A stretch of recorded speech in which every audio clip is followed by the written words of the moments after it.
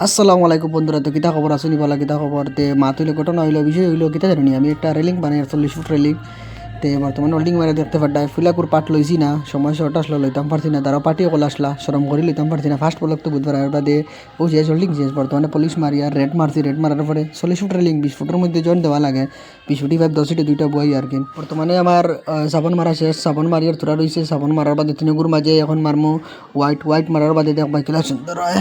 তো বর্তমানে ও দেখো কোনো তোমার মন তাই পুলিশ মারে। এবার দি স্কুলও ছুটি হয়েছে, হুরতাইন বড় তাইন সব তাইন যাইতে আমার মুখে দিছে, আমার সরম সরম করে ভিডিও করতাম পারি আর না বর্তমানে।